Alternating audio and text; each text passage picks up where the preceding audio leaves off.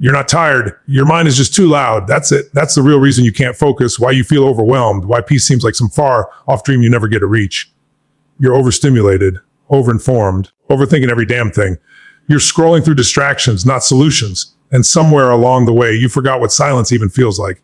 But here's the truth nobody told you. Silence isn't something you stumble into. It's not gifted to the lucky few with calm lives and quiet rooms. Silence is a skill.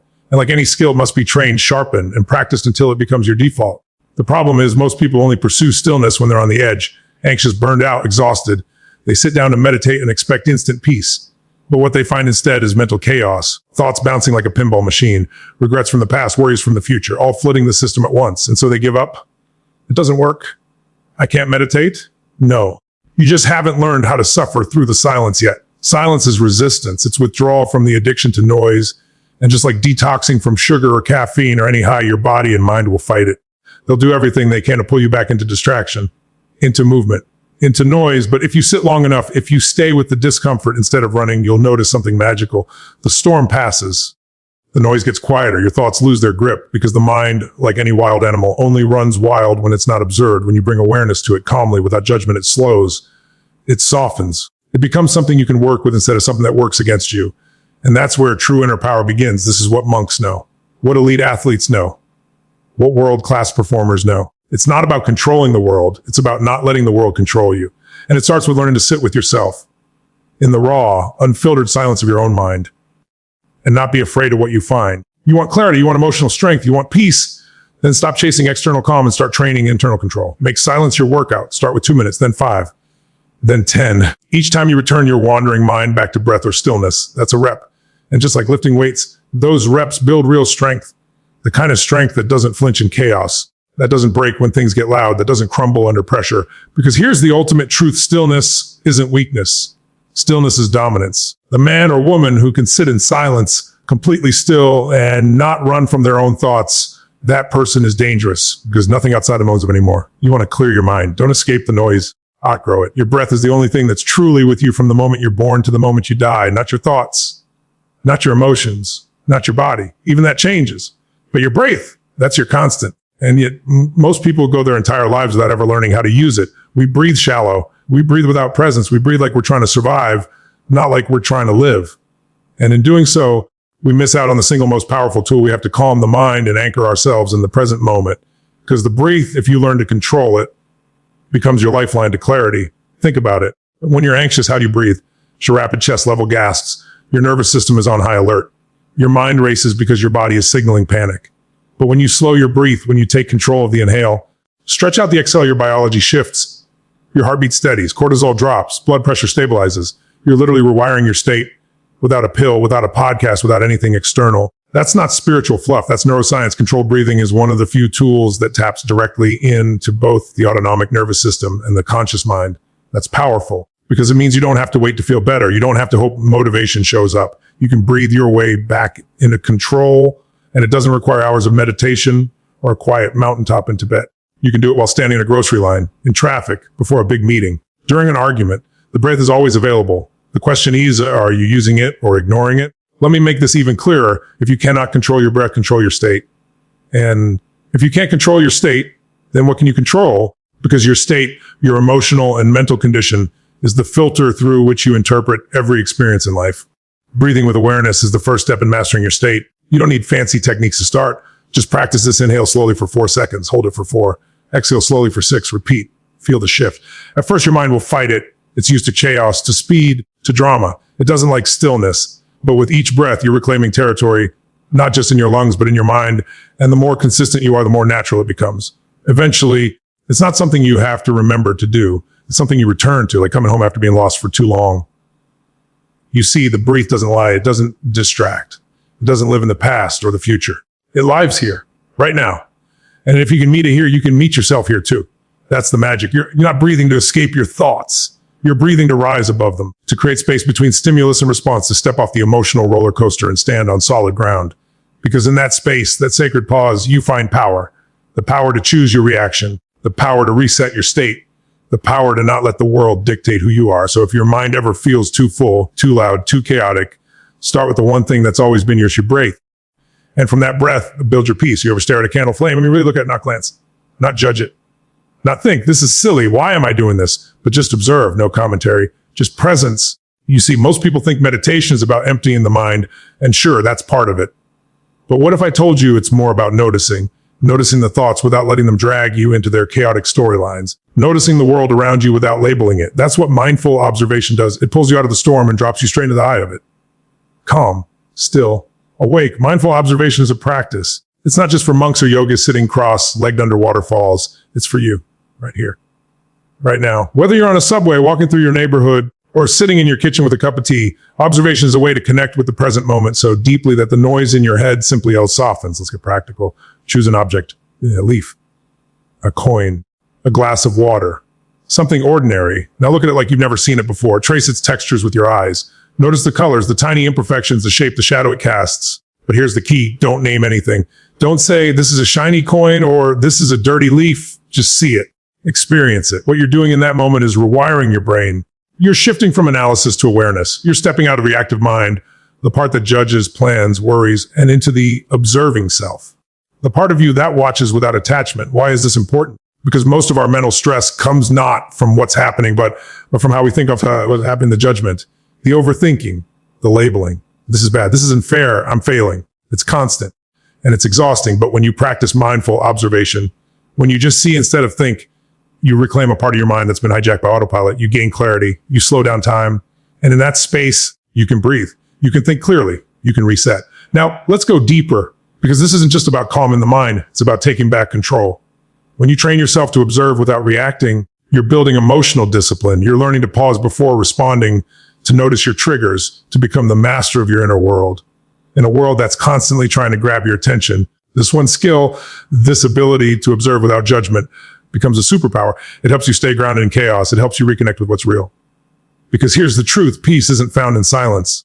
Peace is found in attention. When you learn to give your full, non-judgmental attention to the world around you, you discover that clarity was never lost. It was just buried under layers of mental noise. So don't wait for a perfect moment to meditate. Don't think you need to retreat to a temple or light incense or chant in Sanskrit. Just pick something, anything, and look. Really look. Because sometimes the most powerful way to quiet the mind is to simply observe the moment you're in, fully, fiercely, without distraction. Powerful clarity doesn't come from running away from thoughts. It comes from seeing them for what they are, just passing clouds in a sky that's always been yours. Let's cut through the noise for a second.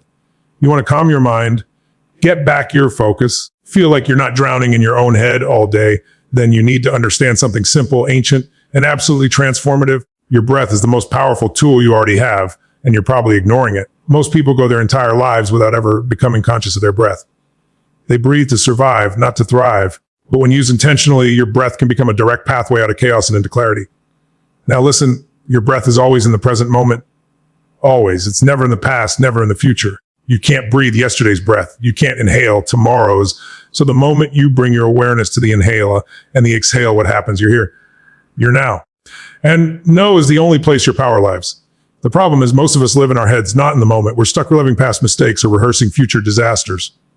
And in the process, we disconnect from our bodies, from the very rhythm that keeps us alive. We forget the body is constantly communicating, and breath is its language.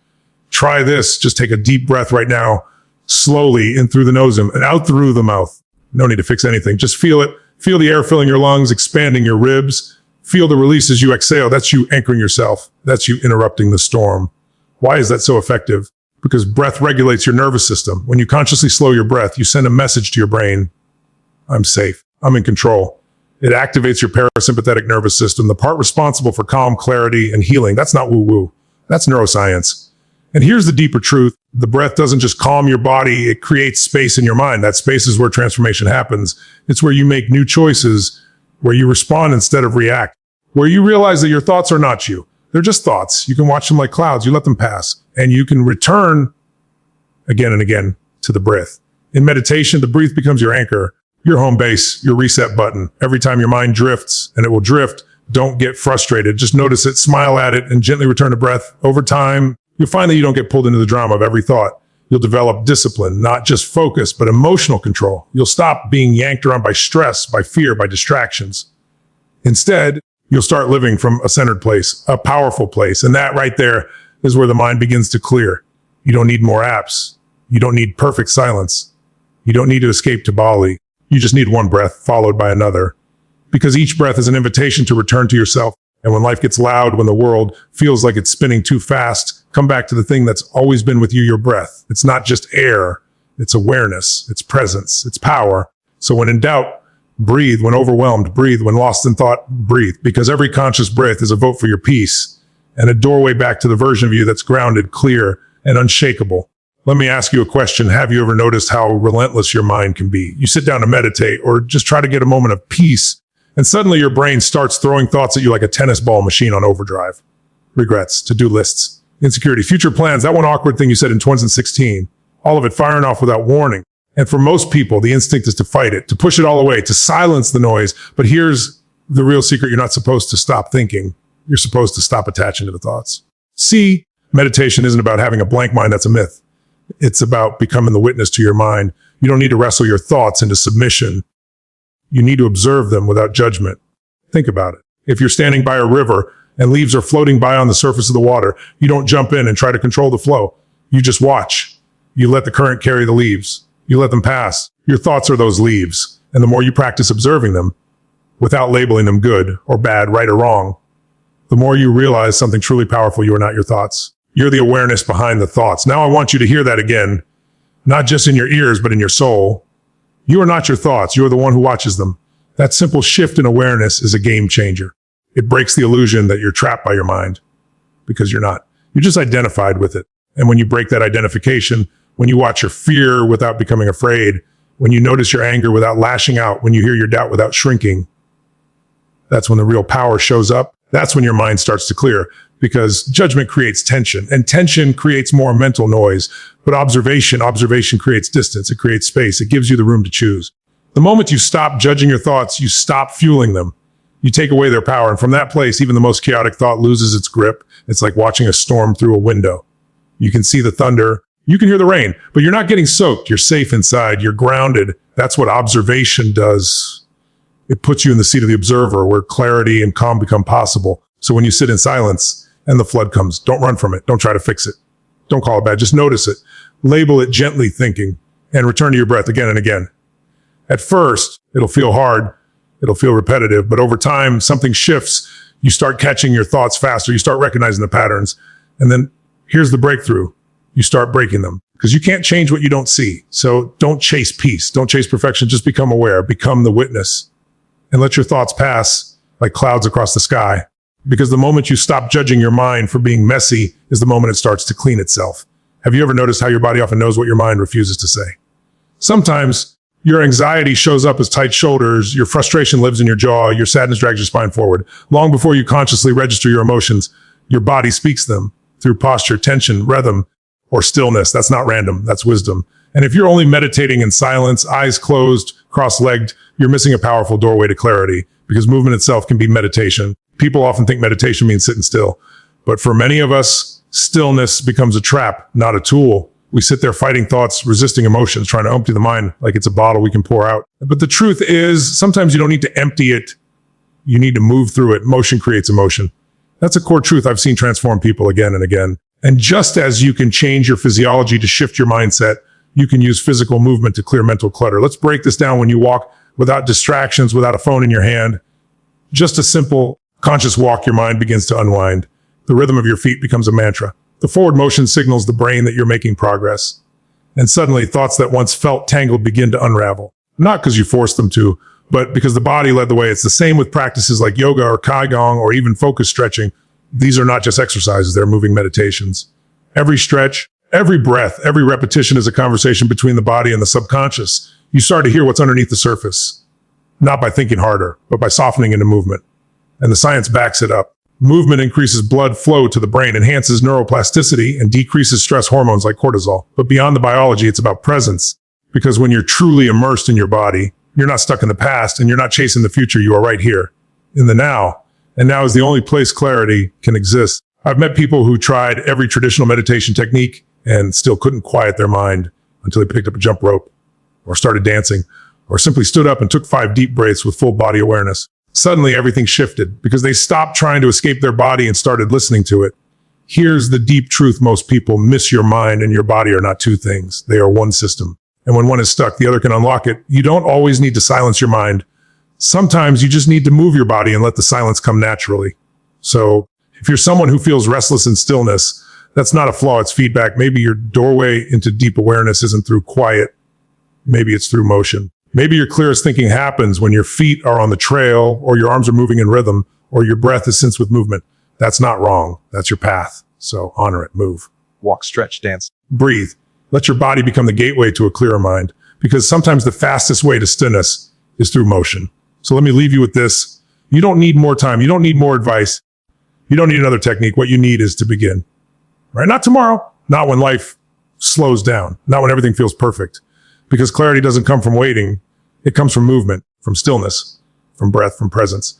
It comes when you stop running from your mind and start sitting with it, walking with it, breathing through it. You are not broken. You are not lost. You're just buried beneath noise. Noise you have the power to quiet. So make the choice right now to reclaim that power. Breathe like it matters. Walk like you mean it. Meditate like your life depends on it, because in many ways it does. And when you do, when you show up fully in this moment, you don't just clear your mind, you remember who the hell you really are. And that is the beginning of everything. Subscribe for more videos.